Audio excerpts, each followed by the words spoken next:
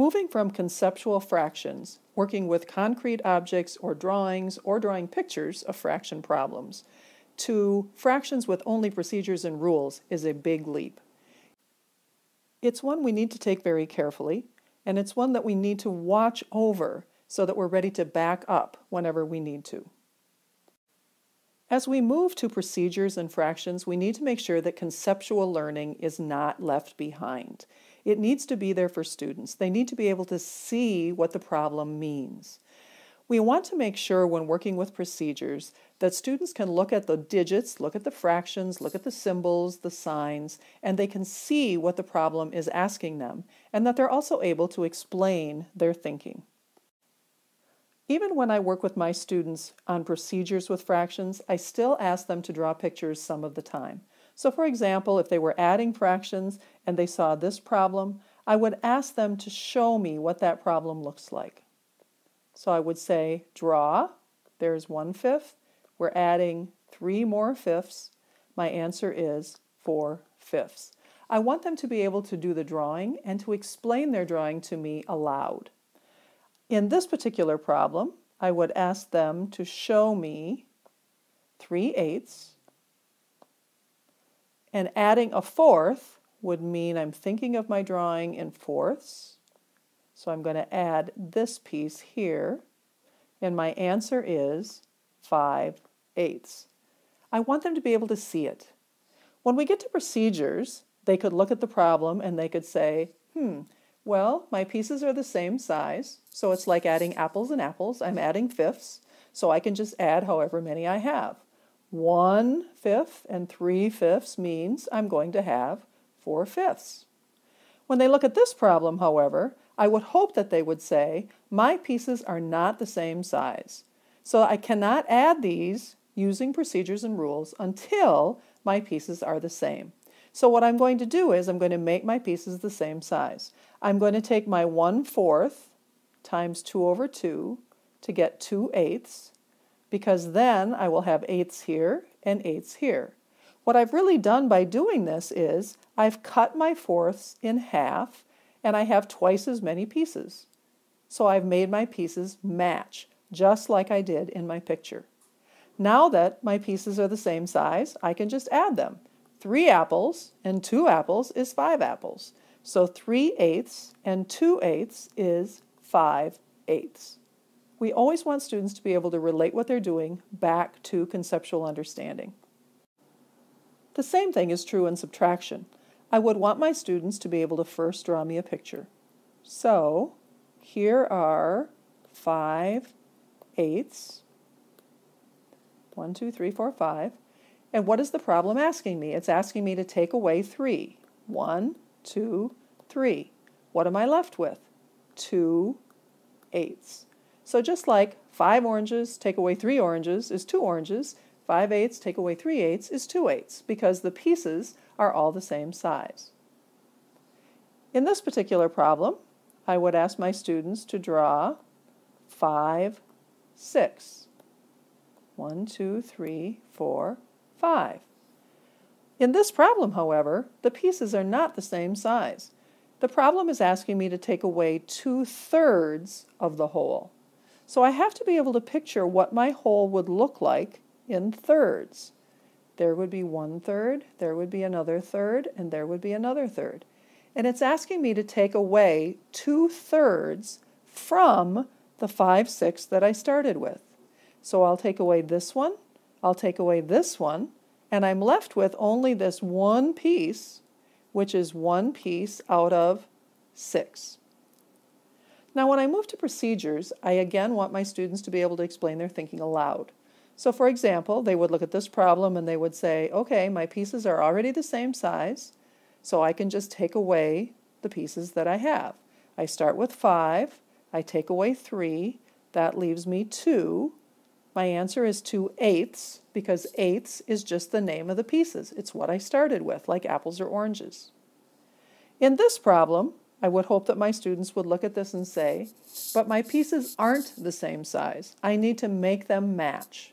I can change this 3 to a 6 by taking this fraction times 2/2, which means I get 4/6. What I've done there is I've taken my 2/3 and I've just cut the pieces in half. So instead of bigger pieces, thirds, they're smaller pieces, sixths, but I have twice as many of them. So my amount is the same. I haven't changed the amount.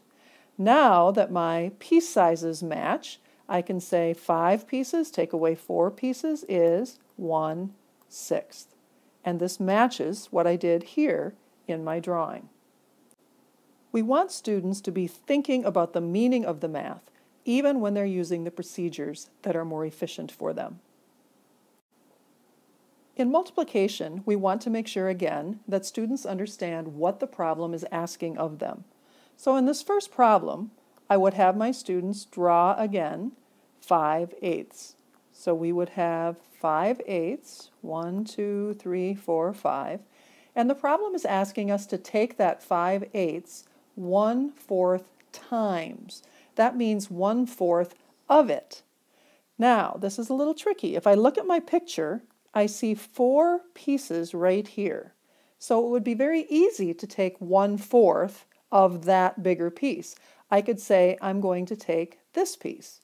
That's my 1/4 of this larger piece. But what I haven't done yet is I haven't taken 1/4 of this piece, and I need to do that as well. I could do that by breaking this piece into 4 parts and taking one of them. So my answer then is this piece plus this little piece right here. But the problem that I have is I can't name that until my pieces are all the same size. So I would have to make sure that all the pieces in the whole are the same as those little pieces. That means I would have to do this, and I would have to do this, and then I would have to go back and say, okay, now how many pieces do I have here? 4. How many pieces do I have here? 1. So that means I have 5 pieces out of how many there are in the total shape. And right now, if I count all those little pieces, there are 32 of them. When I do this problem procedurally, when we teach the rules to students, what we tell them is when we're multiplying, we take the top number times the top and the bottom number times the bottom. And it's very confusing to students. They don't understand why it is in multiplication that we don't have to worry about making those denominators match. Why isn't it important that the pieces are the same size? And the answer to that is that the first number in multiplication represents how much we have, the 5/8. But the second number is not an amount. What the second number is asking us to do is to do something to that 5/8 that is in this amount. We're taking 1/4 of the 5/8. We're taking the 5/8 1/4 times. So when we multiply top times top and bottom times bottom, what we're really doing here is we're breaking those pieces into those little bitty pieces that we did in our drawing here. The math is doing that work for us. So if students get confused in multiplication and they don't understand why we don't have to find common denominators, the best thing to do is to go back to a picture and have them think about what it means. But even then, it can be very confusing for students. It's a hard thing to understand. There may not be anything more difficult to explain to students, however, than why we use the rules we use when we divide fractions. If we look at this problem and we have students draw a picture of the problem, as we've been doing with our conceptual understanding, we start with 2/3 of a whole. There's our 2/3. And we want to know how many pieces this big would fit in our 2/3. How many pieces that are 1/6 of the whole would fit into our 2/3? Well, to picture that, we'd have to imagine what 1/6 of our whole looks like. 1/6 of our whole looks like that. That's how big that piece is. So what does the problem mean? What is it asking? It's asking us to find how many pieces this big are in the shaded 2/3. There's 1, there's 2, there's 3, there's 4. How many pieces this size can I fit in my shaded 2/3? The answer is 4. Just 4. When we move to procedures, however, we teach all kinds of interesting things. We tell students, start with what you have. That's not new. Then we say, instead of dividing, we're going to multiply. And instead of 1/6, we're going to flip it and go 6 over 1. We might teach them to cross divide, and then they multiply, and they get this answer. What are you going to say when a student says to you, why do we do all of that? The truth is, it's a shortcut. It works. Sometimes I would say to my students, you have already learned how to multiply fractions. Now we're moving into division. It's something new. What if I told you that you don't have to learn the new thing, and you can use what you already know to do the division of fractions, something you already understand? And most of the time they would cheer and say, yeah, let's do that. So then I would say to them, I have to convince you of something first. I have to convince you that 2 negatives is the same as a positive. And I would have them stand up. And I would say to them, okay, you're facing straight ahead. Now I want you to face the other direction. Turn around. And they would turn and face the back. And then I would say, okay, now do the same thing again. Turn and face the other direction. They're back where they started. And I would convince them that 2 operations lands them back where they started. Or I would say, if you told a friend you were going to not go to their party, would they see you there? And the students would say, no. And I would say, well, what if you told them you were not going to the party? Would they see you there? And the students would think, and they would chuckle, and they would say, yes. So I would go through a few examples, and I would convince them that 2 negatives makes a positive. 2 opposite actions gives us the action we started with. So then I would go back to my problem, and I would say, okay, this is what we're starting with. We're not going to change that because that's what we start with in our problem. But instead of dividing, we're going to do the opposite, which is multiplying. There's one of our reverse operations right there. Instead of using 1/6, we're going to use its opposite. We're going to flip it, 6 over 1.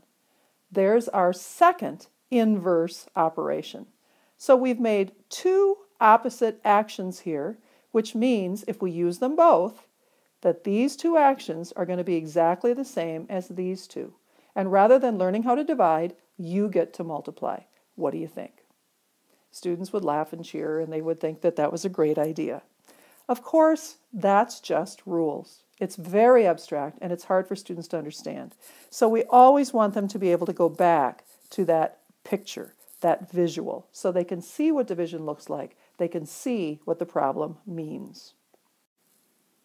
Many teachers tell me that they struggle with teaching fractions, that they learn the rules and they just teach the rules because that's really all they know how to do. It's confusing. It's hard. I once observed a teacher who was working with students on this problem.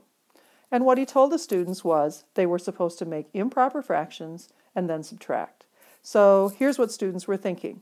6 times 3 is 18, plus 5 is 23. I have 23 sixths. And in my second number, I have 3 times 1 is 3 plus 2 is 5, 5 thirds. So I'm going to take away from my 23 sixths. But I can't take away thirds from 6, so I have to change my thirds to 6 by taking it times 2 over 2, which gives me 10 sixths. Now I have 23 sixths, take away 10 sixths, which is 13 sixths. And now I have to change it back to a mixed number. How many sixes can I get out of 13? 2. There's 1 piece left, so that would be 2 1/6. If you look at this, look at all the places where a student could make a mistake. How tricky is that? But if we ask students to start with this and think logically, what can they already do? We have wholes and we have parts. Let's deal with the wholes. 3 take away 1 is 2. 5 6 take away 2 thirds. If I change the 2 thirds to 6 by taking it times 2 over 2, I have 4 sixths. 5 6 take away 4 sixths is 1/6, and there's my answer. We need to make sure as teachers that we're allowing students to think with common sense. that we're allowing them to think logically, and we need to allow multiple approaches. We need to remember that often rules are forgotten, but understanding remains. And if students understand, they always have a way to approach a problem, and they are getting the meaning of math.